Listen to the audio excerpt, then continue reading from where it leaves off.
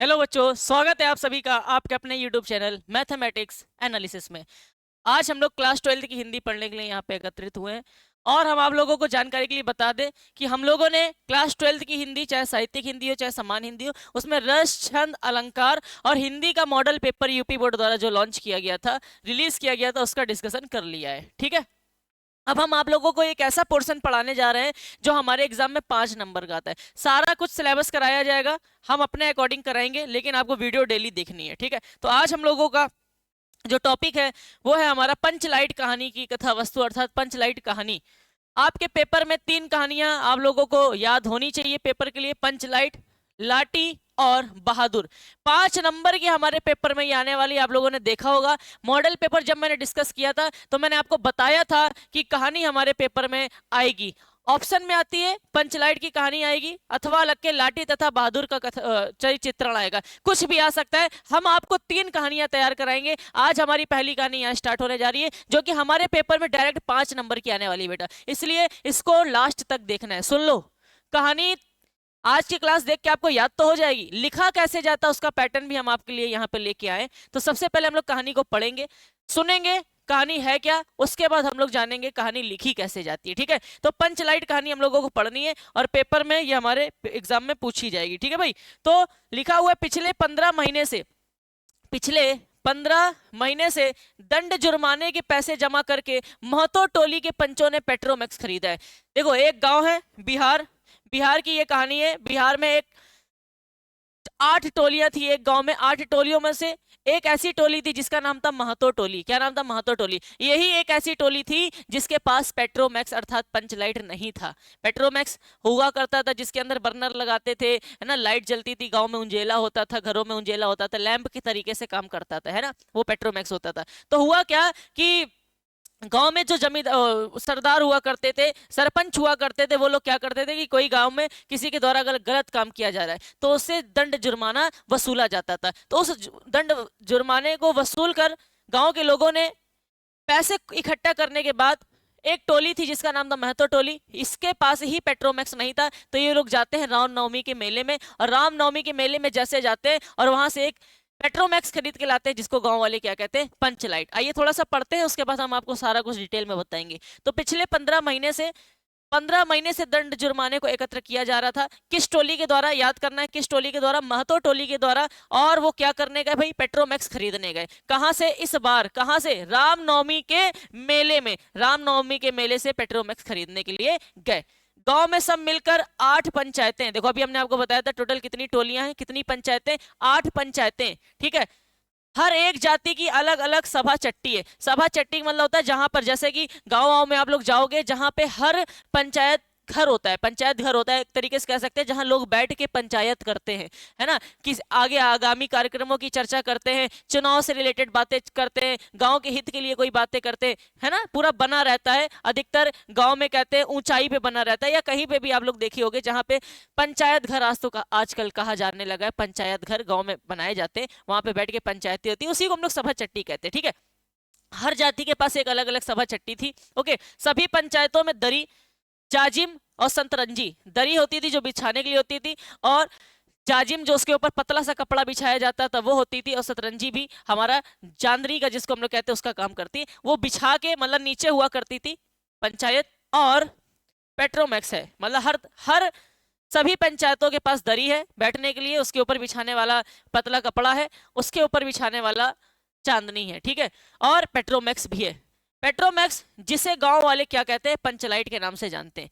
एक बार क्या होता है, गांव के द्वारा 15 महीनों तक जुर्माना जब वसूला जाता है, उसके द्वारा रामनवमी के मेले से एक पंचलाइट खरीदी जाती है। गांव में कुल 8 पंचायतें हैं, हर एक के पास दरी, जाजिम, सतरंजी और पेट्रोमैक्स है, जिसको गांव वाले क्या कहते हैं? पंचलाइट कहते हैं। इतना याद है? ठीक है, very good, done. Next, Panchlight खरीदने के बाद पंचों ने मेले में ही तय किया, पंचलाइट जब खरीदी तो पंच जो लोग खरीदने गए थे उन लोगों ने मेले में ही तय कर लिया था कि 10 रुपए जो बच गए हैं इससे पूजा की सामग्री खरीद ली जाए, पूजा की सामग्री खरीदी जाए, क्योंकि उनके लिए ये पंचलाइट एक बहुत बड़ा, एक तरीके से कह सकते हैं बहुत बड़ा उपहार सिद्ध हो रहा था, क्योंकि इनके जो टोली थी महतो टोली, इस पे ही खाली पंचलाइट नहीं थी और सारी टोलियों के पास पंचलाइट थी, तो ये अपनी एक तरीके से इसको इज्जत मानते थे, है ना, इसलिए इसकी पूजा उजा करके इसका उद्घाटन करना चाहते थे। बिना नेम टेम कल कब्जे वाली चीज का पुण्य नहीं करना चाहिए। अंग्रेज बहादुर के राज में भी पुल बनाने के पहले बलि दी जाती थी। मतलब ये बताया जा रहा है कि किसी भी काम को स्टार्ट करने से पहले कुछ ना कुछ शुभ लाभ करा जाता है ना, वही चीज है। तो इसलिए वो कहते हैं कि अच्छा, ये अभी आगे चल के मैं बताऊंगा इसको शॉर्टकट में कैसे लिखना है, अभी इसको याद समझना है। मेले से सभी पंच दिन दहाड़े ही गांव लौटे। जैसे ही मेला से पेट्रोमैक्स खरीदा, दिन दहाड़े ही गांव से लौटे। सबसे आगे पंचायत का छड़ीदार पंचलाइट का डिब्बा माथे पर लेकर, और उसके पीछे सरदार, दीवान और पंच वगैरह। मतलब जब वो लोग लौट रहे थे तो एक सबसे पहले पंचायत का जो छड़ीदार था, जो मतलब रक्षा वच्छा करता था, वो सर पे पेट्रोमैक्स लेके चल रहा था, उसके पीछे सरदार थे, है ना, दीवान थे और पंच वगैरह थे, ठीक है। गांव के बाहर ही ब्राह्मण टोली के फुटंगी झा ने टोक दिया। अच्छा, अलग अलग टोलियां थी, जिसमें एक टोली का नाम था ब्राह्मण टोली। ये कौन सी टोली वाले हैं? महतो टोली वाले, जिन्होंने पंचलाइट खरीदी है, ठीक है। ब्राह्मण टोली के फुटंगी लोगों ने टोक दिया और कहा, कितने में लालटेन खरीदा हुआ महतो? महतो मतलब वो टोली, कितने में लालटेन खरीदा महतो? देखते नहीं है पंचलाइट है। बामन टोली के लोग ऐसे ही बात करते हैं, अपने घर की डिबरी को भी बिजली बत्ती कहेंगे और दूसरे के पंचलाइट को लालटेन कहेंगे। अपने घर की जो डिबरी है उसको ये लोग क्या कहेंगे भाई? बिजली बत्ती कहेंगे, और दूसरे की पंचलाइट को ये लोग क्या कहेंगे? डिब्बा कहेंगे, एक तरीके से लालटेन कहेंगे, ठीक है। मजाक उड़ाते हैं कुल मिला के अन्य टोली वाले महतो टोली का, ठीक है। फिर क्या होता है, टोले भर के लोग जमा हो गए वहां पे, टोले भर के लोग जमा हो गए, सारी टोलियों के औरत मर्द बूढ़े बच्चे सभी कामकाज छोड़कर दौड़े आए। चल रे चल, अपना पंचलाइट आया है, पंचलाइट, है ना। मतलब सारे के सारे लोग आ गए, क्योंकि वो लोग पंचलाइट खरीद के लाए थे, और खूब उत्साह का माहौल जम गया। सब बच्चे बूढ़े औरत मर्द, है ना, सारे के सारे लोग आए और अपने काम वगैरह छोड़ के आए और सबसे कहने लगे, चल ले चल, पंचलाइट आ गया है। छड़ीदार अगनू, अगनू नाम था छड़ीदार का, महतो रह रहकर लोगों को चेतावनी देने लगा। हाँ, दूर से, मतलब जो वहां का छड़ीदार था वो लोगों से कहने लगा दूर से, मतलब उसको छूना नहीं है, ठीक है, थोड़ा दूर से ही देखो, छूना नहीं है, दूर से, जरा दूर से, छू मत करो, छू छा मत करो, ठोस ना लगे।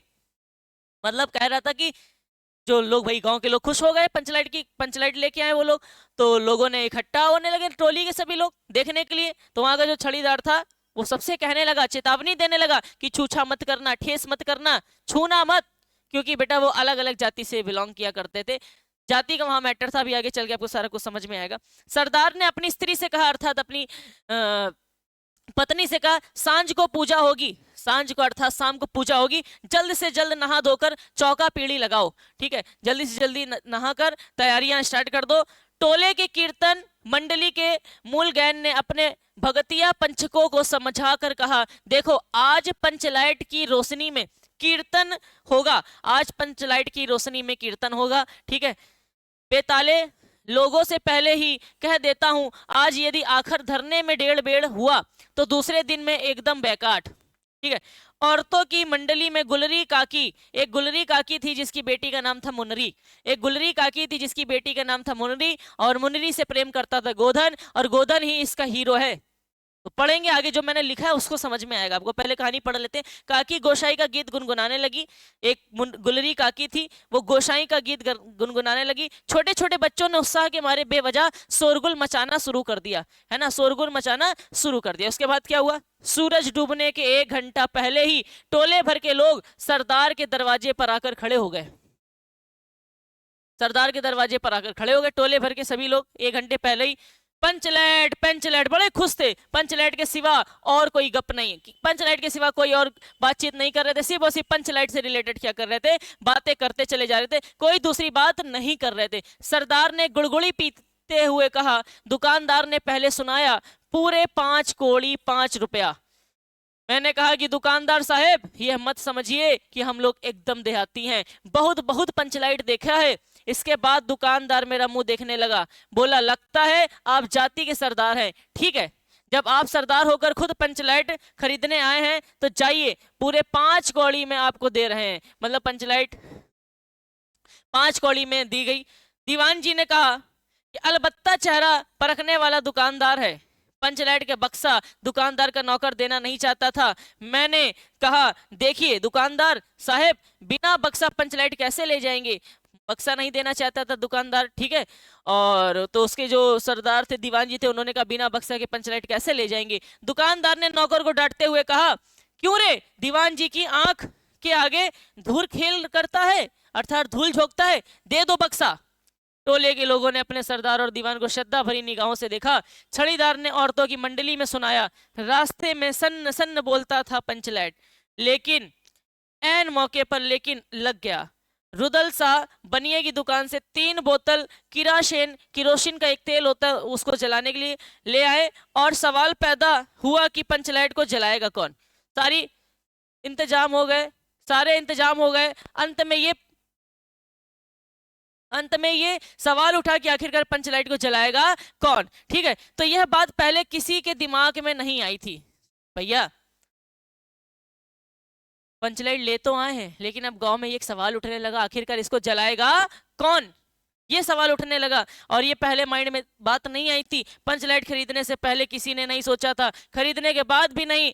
अब पूजा की सामग्री चौके पर सजी हुई है, कीर्तनिया लोग ढोल करताल लोग खोल कर बैठे हैं, पूरा मंडली बैठी हुई है। सांझ को सरदार ने कहा था इसकी पूजा होगी और सारी तैयारियां पूरी हो चुकी हैं। अब अंतिम में सवाल ये उठता है कि आखिरकार पंचलाइट को जलाएगा कौन? पंचलाइट पड़ा हुआ है, गांव वालों ने आज तक कोई ऐसी चीज नहीं खरीदी जिसमें जलाने बुझाने का झंझट हो। गांव वाले जानते ही नहीं थे इसको कैसे जलाया जाता है, कभी नहीं ऐसी चीजें देखी थी, न कभी ऐसी चीजें जलाई, न कभी ऐसी चीजें उन्होंने अपने जीवन में देखी थी। ठीक है, तो आखिरकार जलाएगा कौन, ये बड़ा सवाल उठता है। कहावत है ना भाई रे, गाय लूं तो दूहे कौन? गाय तो ले लेंगे, लेकिन उसको दूहने वाला कौन होगा? गाय को दूहेगा कौन, है ना? तो वही चीज हो गई गांव भर में कि भैया पंचलाइट तो आ गई, लेकिन अब सवाल ये उठ गया कि आखिरकार पंचलाइट जलाएगा कौन? लो मजा, अब इस कल कब्जे वाली चीज को कौन बोले? ठीक है, यह बात नहीं कि गांव भर में कोई पंचलाइट बालने का मतलब होता है जलाने वाला नहीं है। हर एक पंचायत में पंचलाइट है, हर एक पंचायत के पास पंचलाइट थी, महतो टोली के पास पंचलाइट नहीं थी। उसके जलाने वाला जानकार है। वहां पे उन 8 टोलियों में से एक जो महतो टोली थी, जो पंचलाइट लेके आई थी, इसके टोलियों को छोड़कर हर एक के पास पंचलाइट हुआ करती थी और उसको जलाने वाला भी हर टोली के पास मौजूद था। लेकिन ये लोग जाना नहीं चाहते थे उनके पास। तो सुनो, उसके जलाने वाले जानकार भी। लेकिन सवाल ये है कि पहली बार नेम टेम करके, शुभ लाभ करके दूसरी पंचायत के आदमी की मदद से पंचलाइट जलेगा? क्या ऐसा होगा कि दूसरी पंचायत के लोगों से पंचलाइट जलवाई जाएगी? नहीं। सरदार ने कहा नहीं, इससे तो अच्छा है कि पंचलाइट पड़ा रहे। इससे अच्छा है कि दूसरे लोगों को बुलाने से अच्छा है मजाक बनेगा मेरा, इससे अच्छा पंचलाइट को भैया धरे रहो। ठीक है, जिंदगी भर ताना कौन सहेगा? बात बात में दूसरे टोली के लोग कूट करेंगे, मजाक उड़ाएंगे, कहेंगे पंचलाइट तो ले आए लेकिन तुम्हें जलाना ही नहीं आता, तो बुलाया तो आखिरकार तुमने हमको ही। इससे अच्छा है भैया उनको बुलाओ ही ना और पंचलाइट को धरे रहने दो। तुम लोगों का पंचलाइट पहली बार दूसरे के हाथ से ना, पंचायत की इज्जत का सवाल है, दूसरे टोले के लोगों से मत कहिए। सरदार ने कहा ये पंचायत की इज्जत का सवाल है, दूसरे टोले के लोगों से ना कहिए। ठीक है भाई, फिर यहाँ पे बात देखो क्या कही जा रही है। एक सेकंड इसको रफ कर दे, थोड़ा सा नीचे हो गया था। अभी बेटा ये ना कहानी है, इसको हम लोग पढ़ रहे हैं, अभी इसको देखना हमने लिखा कैसे। इसको हमने अपनी भाषा में लिखा है, पूरे यूट्यूब पे नहीं मिलने वाला है। ये बात नहीं कि गांव भर में कोई पंचलाइट बालने वाला नहीं है, मतलब हर कोई जलाने वाला है। हर एक पंचायत में पंचलाइट है, उसके जलाने वाले जानकार है। लेकिन सवाल ये है कि पंचलाइट को नेम टेम करके, शुभ लाभ करके दूसरी पंचायत के आदमी की मदद से पंचलाइट जलेगा? नहीं, ऐसा नहीं हो सकता है। इससे तो अच्छा पंचलाइट को पड़ा रहने दो। जिंदगी भर ताना कौन सहेगा? बात बात में दूसरे टोली के लोग कूट कूट करेंगे। तुम लोगों का पंचलाइट पहली बार दूसरे के हाथ से ना, पंचायत की इज्जत का सवाल है, दूसरे टोले के लोगों से मत कहिए। चारों ओर उदासी छा गई। अब भैया जलाएगा कौन? हमारी टोली का तो कोई आदमी जानता ही नहीं पंचलाइट को जलाना। दूसरी टोली के लोग जानते थे, लेकिन उनको बुलाना नहीं है, क्योंकि भैया ऐसा हो नहीं सकता, बाद में मजाक उड़ाएंगे वो लोग, है ना। इसलिए भैया उन लोग सब लोग उदासी छा गई। अंधेरा बढ़ने लगा, शाम के समय था।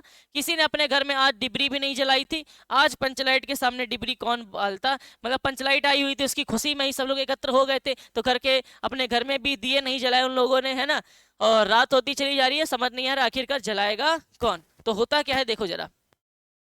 सब किए किराए पर पानी फिर रहा था। सरदार, दीवान और छड़ीदार के मुंह में बोली नहीं बची थी। मतलब इतना उदास हो गए सारे के सारे, को समझ नहीं आ रहा आखिरकार होगा क्या। पंचों के चेहरे उतर गए थे।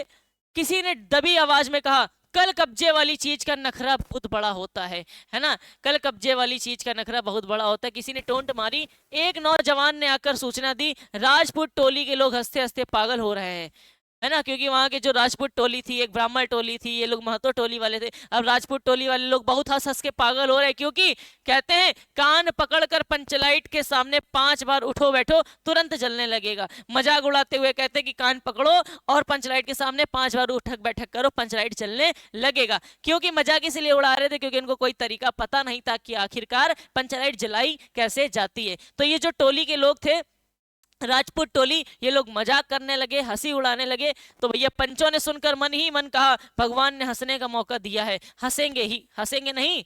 एक बूढ़े ने आकर खबर दी, रुदल सा बनिया भारी बतलंग आदमी है, कह रहा है पंचलाइट का पंपू जरा होशियारी से देना। पंपू जो होता था उसमें पंप लगा होता था, ऐसे ऐसे करते थे उसको, है ना, उसमें जो इस तरीके से नहीं भरते थे हवा, तो उसको थोड़ा सा होशियारी से देना। वहां के बूढ़े ने चेतावनी देते हुए कहा। गुलरी काकी की बेटी मुनरी के मुंह में बार बार एक बात आकर मन में लौट जाती है।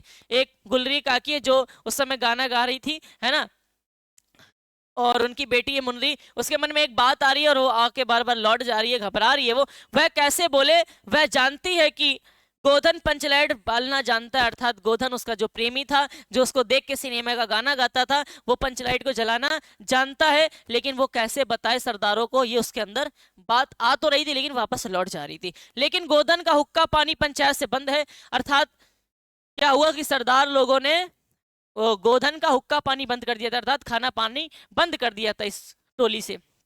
क्योंकि ये जो मुनरी है ना, इसको देख देख के सिनेमा का गाना गाता था, और सिनेमा का गाना गाता था। इसकी माँ ने, जो गुलरी काकी, इसने जाके सरदारों से शिकायत कर दी थी, जिससे कि सरदारों ने इसका हुक्का पानी अर्थात खाना पानी बंद कर दिया था और कुछ जुर्माना भी इससे वसूला था। तो वही मुनरी को पता तो है ये पंचलाइट जलाना जानता है गोधन, लेकिन इसका खाना पानी बंद है, तो आखिरकार सरदार इसको तो बुलाएंगे नहीं, क्योंकि भैया जिसका खाना पानी बंद है, जिसको टोली से बहिष्कृत कर दिया गया है, निकाल दिया गया है, उसको कौन बुलाएगा। तो यही सोच रही है मन मन में। लेकिन होता क्या, मुनरी की माँ ने पंचायत से फरियाद की थी कि गोधन रोज उसकी बेटी को देखकर सलम सलम वाला सलीमा का गीत गाता है, हम तुमसे मोहब्बत करके सलम, है ना, ये वाला गाना गाता था। हमने आपको बताया गोधन गाता था, उसको सॉरी गोधन मुनरी को देख के गाना गाता था। तो गुलरी ने सरदारों से शिकायत कर दी थी। तो पंचों की निगाह पर गोधन बहुत दिन से चढ़ा हुआ था, है ना, पंचों ने उसको बहुत निगाहों से चढ़ा रखा था, उसका खाना पानी बंद कर दिया था। दूसरे गांव से आकर बसा है गोधन।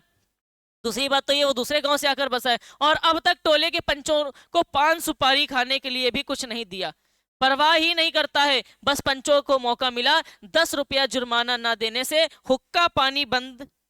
आज तक गोधन पंचायत से बाहर है, उससे कैसे कहा जाए। भैया पंचायत वाले लोगों ने कहा कि आखिरकार उससे कैसे कहा जाए, क्योंकि उसका तो खाना पानी बंद है, सारा कुछ बंद है, उससे जुर्माना भी वसूला गया, उसको तो बहिष्कृत कर दिया गया है इस टोली से। तो आखिरकार कहा कैसे जाए, कैसे बोला जाए कि ये गोधन पंचलाइट जला लेता है। अब उसको बुलाने में भी शर्म आएगी, कि कहा जाता है ना कि अपना काम पड़ा तो भैया सब याद आए, ऐसा भी नहीं याद आ रहे थे। ठीक है, तो वही चीज है, पंचों ने यही सोचा कि आखिरकार उससे कैसे कहा जाए, मुनरी उसका नाम कैसे ले, और इधर जाति का पानी उतर रहा है, बेइज्जती हो रही है जाति की, और मुनरी सोच रही है आखिरकार उसका नाम कैसे ले। मुनरी ने चालाकी से अपनी एक सहेली के कान में बात डाल दी, जिसका नाम था कनेली। उसकी फ्रेंड का क्या नाम था भाई, कनेली नाम था, चिगोचित चिन। कनेली मुस्कुरा कर रह गई, गोधन तो बंद है। मुनरी बोली, तू कह तो दे सरदार से। गोधन को बंद कर दिया गया था, उसको एक जगह पे रखा गया था, और मुनरी कनेली से कह रही एक बार सरदार से कह के तो देखो, आखिरकार हो सकता है शायद उसको बुला लिया जाए। गोधन जानता है पंचलाइट बालना अर्थात पंचलाइट जलाना। कनेली बोली कि गोधन जानता है पंचलाइट बालना। तो कौन गोधन जानता है बालना, लेकिन सरदार अब वहां पे कहा कौन गोधन जानता है बालना, क्या ये बालना जानता है गोधन। लेकिन सरदार ने दीवान की ओर देखा और दीवान ने पंचों की ओर, एक दूसरे को ये लोग देखने लगे। पंचों ने एक मत होकर हुक्का पानी बंद किया है। सलीमा का गीत गाकर आंख का इशारा मारने वाला गोधन से गांव भर के लोग नाराज थे। सरदार ने कहा, जाति की बंदिश क्या, जबकि जाति की इज्जत ही पानी में बही जा रही है। अर्थात ऐसी जाति की बंदिश क्या, क्योंकि वो दूसरी जाति से आया हुआ था और उसको हुक्का पानी भी बंद किया था, क्योंकि वो सलीमा का गाना गाता था, परेशान करता था, आंखें मारता था मुनरी को। इसलिए जब उसके सरदार के कानों तक ये बात पहुंचती है कि गोधन ये सारा कुछ जानता है, पंच लाइट जलाना जानता है, जब कनेली उसके कान तक ये बात पहुंचाती है तो सरदार और पंच आपस में चर्चा करने लगते हैं, बातचीत करने लगते हैं और एक दूसरे से कहते हैं कि क्या कहते हैं कि जाति की बंदिश ही क्या, जबकि जाति की इज्जत पानी में बही जा रही है, तो ऐसी जाति की क्या बंदिश, ऐसा क्या उसको बाहर रखना जब हमारी ही इज्जत डूबी चली जा रही है। तो यहाँ जात से रिलेटेड ये कहानी बनाई गई है ना। क्यों जी दीवान, दीवान से कहते हैं, दीवान ने कहा ठीक है। दीवान ने क्या कहा भाई, ठीक है। पंचों ने भी एक स्वर से कहा ठीक है, गोधन को खोल दिया जाए। गोधन को बंद करके रखा हुआ था, तो पंचों ने फैसला किया आखिर गोधन को खोल दिया जाए, है ना। सरदार ने छड़ीदार को भेजा, छड़ीदार वापस आकर बोला गोधन आने को राजी नहीं हो रहा है। छड़ीदार गया, गोधन ने उसको मना कर दिया। कहता है पंचों की क्या प्रतीत है, कोई कल कब्जा बिगड़ गया तो मुझे ही दंड जुर्माना भरना पड़ेगा। पता चले कोई दिक्कत विक्कत आ गई तो हमको ही जुर्माना भरना पड़ेगा, इससे अच्छा मैं जाऊंगा ही नहीं। वो भी मतलब एटीट्यूड दिखा रहा था एक तरीके से, है ना। छड़ीदार ने रोनी सूरत बनाकर कहा किसी तरह गोधन को राजी करवाइए, नहीं तो कल से गांव में मुंह दिखाना मुश्किल हो जाएगा, है ना। गुलरी काकी बोली जरा मैं देखूं कह के गुलरी काकी उठकर गोधन के छोपड़े की ओर गई और गोधन को मना लाई। सभी के चेहरे, क्योंकि सास थी भाई उसकी, सभी के चेहरे पर नई आशा की रोशनी चमकी। गोधन चुपचाप पंचलाइट में तेल भरने लगा। सरदार की स्त्री ने पूजा की सामग्री के पास चक्कर काटती हुई बिल्ली को भगाया। कीर्तन मंडली का मूल गायन मूर्छल के बालों को संवारने लगा। गोधन ने पूछा स्पिरिट कहाँ है, स्पिरिट कहाँ है। स्पिरिट मतलब जिसको डाल के जलाया जाता है, बिना स्पिरिट के कैसे जलेगा, लो मजा। अब यह दूसरा बखेड़ा खड़ा हो गया, स्पिरिट भी नहीं है। गोधन आ तो गया, चलो मना लाई उसकी काकी गुलरी काकी, है ना, गुल्ली काकी मना लाई। तो आखिरकार समझ नहीं आ रहा है, अब स्पिरिट है नहीं, अब दूसरा बघेड़ा और खड़ा हो गया कि अब ये जलाएगा कैसे। तो सभी ने मन ही मन सरदार दीवान और पंचों की बुद्धि पर अविश्वास प्रकट किया कि ऐसी कैसी बुद्धि, खाली पंचलाइट ले आओ, डब्बा ले आओ और कुछ लाओ ना, है। बिना बूझे समझे काम करते हैं ये लोग। उपस्थित जनसमूह में फिर मायूसी छा गई। अब जब पता चला स्पिरिट है नहीं है, गोधन तो आ गया, जलाने वाला आ गया, लेकिन स्पिरिट ही नहीं है, अब क्या किया जाए। तो पूरा समाज में वो दिक्कत, निराशा छा गई। लेकिन गोधन बड़ा होशियार लड़का है, बिना स्पिरिट के ही पंचलाइट जलाएगा। बड़ा स्पिरिट के इसने पंचलाइट जलाई थी नारियल के तेल से। थोड़ा गरी का तेल लगा ला दो, उसने कहा थोड़ा गरी का तेल ला दो। मुन्नरी दौड़कर गई और एक मलसी गरी का तेल ले आई। गोधन पंचलाइट के पास पंप देने लगा। पंचलाइट की रेशमी थैली में धीरे धीरे रोशनी आने लगी। गोधन कभी मुंह से फूंकता, कभी पंचलाइट की चाबी घुमाता।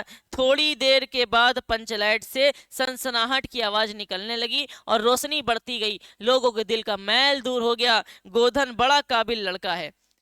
गोधन ने नारियल के तेल से उस पंचलाइट को जला दिया। सभी लोग खुश हो गए। अंत में पंचलाइट की रोशनी से सारी टोली जगमगा उठी।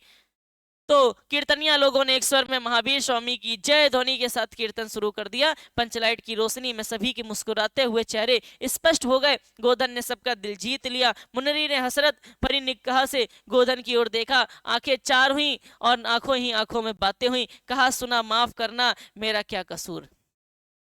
ये लोग आपस में बात करने लगे। बाद में क्या होता, सरदार ने गोधन को बहुत प्यार से अपने पास बुलाकर कहा तुमने जाति की इज्जत रखी है, तुम्हारा साथ खून माफ। खूब गाओ सलीमा का गाना, खूब मुन्नरी को देख के आंख मारो, खूब मुन्नरी को देख के सलीमा का गाना हो। तुम्हारा साथ खून माफ हो गया है, क्योंकि तुमने हमारे गाँव की क्या बचाई है भाई, इज्जत बचाई है। गुलरी काकी बोली आज रात में मेरे घर खाना होगा गोधन। गोधन ने एक बार फिर मुन्नरी की ओर देखा। मुन्नरी की पलकें झुक गई। कीर्तनिया लोगों ने कीर्तन समाप्त कर उपध्वनि की जय हो जय हो। पंचलाइट के प्रकाश में पेड़ पौधों के पत्ता पुलकित हो रहा था, सुशोभित हो रहा था। तो भैया इस कहानी में ये सीखने को मिलता है कि जात पात ही क्या, जब हमारी ही इज्जत ना बची हो। जात पात को लेके हम लोगों को ज्यादा कुछ ऐसा नहीं करना होता है, फालतू किसी भी जाति को परेशान पहले लोग किया करते थे, इस जाति के लोग अलग रहे, उस जाति के लोग अलग रहे, ऐसा क्या जात पात, जब हमारी ही इज्जत चली जा रही है।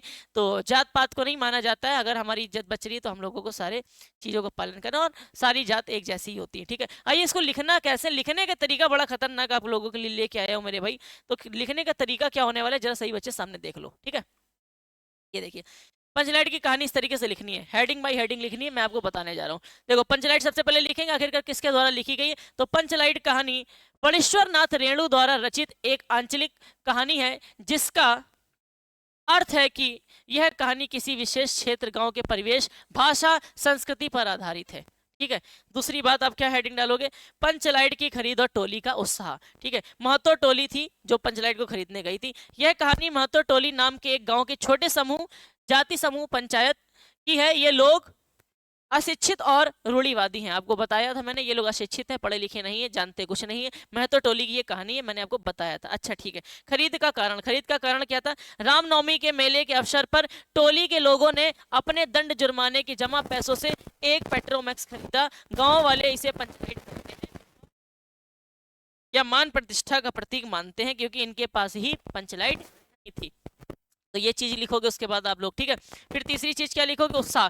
उत्साह क्या था कि पंचलाइट आने पर गांव में बहुत ज्यादा उत्साह भर गया था। टोली के सरदार अपनी पत्नी को आदेश, अभी हमने आपको बताया था ना, सरदार ने जब जैसे ही वो पंचलाइट ले आया तो उन्होंने आदेश दिया अपनी पत्नी को, क्या दिया आदेश, आदेश क्या दिया था कि जाके पूजा पाठ का प्रबंध करो, और शाम को, सांझ को हम लोग इसकी क्या करेंगे, जलाएंगे, इसको बांधेंगे, है ना। तो शुभ लाभ के साथ जलाया जा सके। मैंने शॉर्टकट तरीके से लिखा है कहानी को, आप लोग इसको ध्यान से स्क्रीनशॉट ले लीजिएगा। ठीक है, इस तरीके से लिखना है आप लोगों को। देखो फिर क्या हेडिंग डालनी है, फिर हम लोगों को हेडिंग डालनी है गोधन का निष्कासन और मुनरी का प्रेम प्रसंग। देखो, गोधन को उस टोली से बाहर कर दिया गया था, बहिष्कृत कर दिया गया था, उसका हुक्का पानी बंद कर दिया गया था। इसका कारण क्या था वो हम लोगों ने यहाँ पे लिख रखा है, बहुत अच्छे से मैंने इसको लिखा है, कहीं नहीं मिलने वाला, मैं गारंटी देने वाला हूँ। इस तरीके से आपको पेपर में लिखना है। ठीक है, तो गोधन का निष्कासन और मुनरी का प्रेम प्रसंग, पहले लिखेंगे हम लोग बहिष्कार, किस वजह से बहिष्कार किया गया। टोली के पंचों ने गोधन को इसलिए बहिष्कृत किया, अर्थात उसका हुक्का पानी बंद कर रखा था, क्योंकि वह मुनरी को देखकर सिनेमा के गाने गाता था, जैसे सनम हम तुमसे मोहब्बत करके, और उस पर आंख मारता था। तो उससे ऐतराज करती, उसकी माँ ऐतराज करने लगी गुल्ली का की सरदारों के पास गई, सरदारों से उसकी शिकायत की, और सरदारों ने इसका हुक्का पानी, खाना पानी बंद कर दिया, और कुछ जुर्माना भी वसूला, और साथ ही साथ इसको अपने जाति से बहिष्कृत कर दिया, अर्थात अपनी टोली से बहिष्कृत कर दिया था। कारण क्या था, वो भैया वो मुनरी से प्रेम करता था, मुनरी को देखकर क्या करता था, सलीमा का गाना गाता था। ठीक है, अच्छा, पंचों की रूढ़िवादिता क्या थी, पंचों ने इसे जाति की मर्यादा के खिलाफ माना और गोधन को सजा दी, लेकिन गोधन ने ना तो गाना छोड़ा और ना ही अपनी आदतें छोड़ी।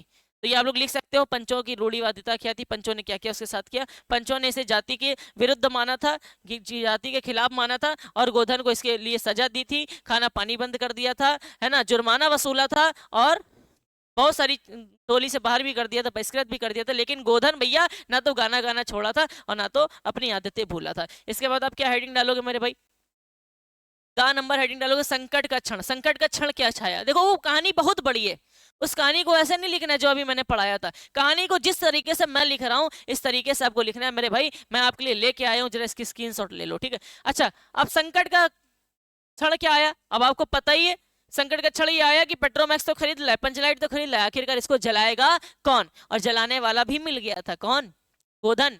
लेकिन भैया कैरोसिन कहाँ था, तो बहुत सारी संकट छाए थे, लेकिन अंततः उसने जला दिया था। संकट का क्षण क्या था, पंचलाइट जलाने की समस्या, आखिरकार इसको जलाएगा कौन। तो सबसे पहले हेडिंग डालेंगे समस्या।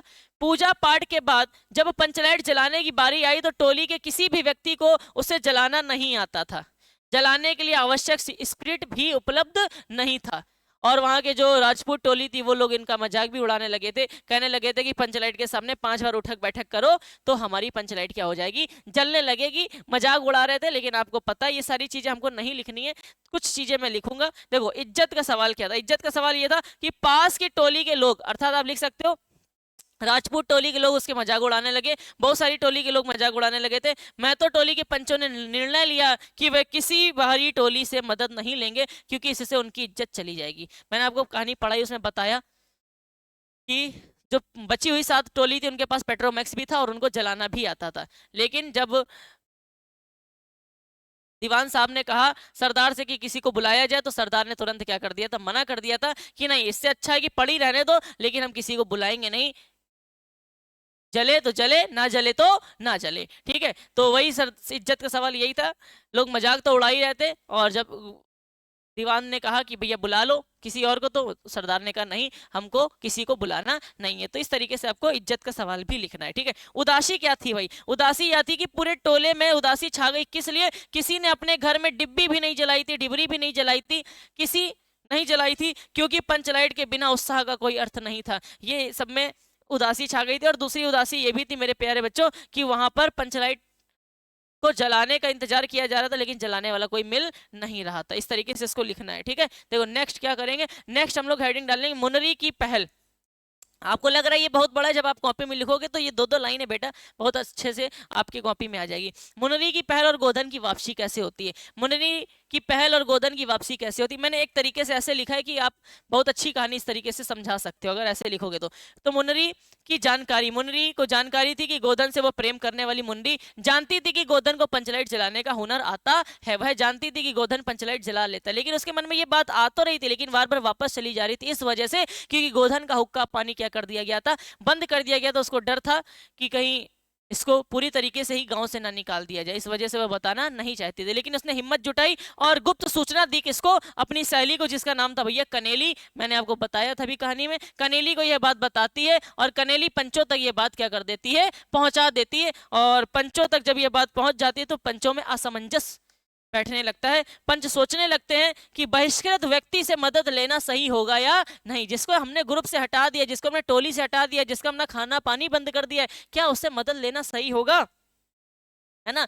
तो ये लोग ये सोचने लगते हैं। लेकिन टोली की इज्जत बचाने के लिए सरदार अंत में यह निर्णय लेते हैं कि जाति की बंदिश क्या, जबकि जाति की इज्जत ही पानी में क्या हो जा रही है भैया, डूबी चली जा रही है। तो क्या फायदा ऐसी जाति से बंदिश रखना। तो सारी जातियों को एक साथ रहना चाहिए, सारी जातियों को एक साथ रहना चाहिए, हर कोई किसी के काम आता है। ठीक है, तो बाद में सरदार यही बोलते हैं कि जाति की बंदिश क्या, जब हमारी जाति ही पानी, जाति की इज्जत ही पानी में डूबी चली जा रही है। लास्ट में गोधन को बुलावा आता है। गोधन को बुलाने कौन जाता है, छड़ीदार। आपको मैंने पढ़ाया था, छड़ीदार जाता है, लेकिन गोधन उसको क्या कर देता है, मना कर देता है। क्यों, क्योंकि वह कहता है कि पता चले आपके कुछ दिक्कत आ जाए, फिर हमसे बोला जाए और हमसे फिर से जुर्माना वसूला जाए।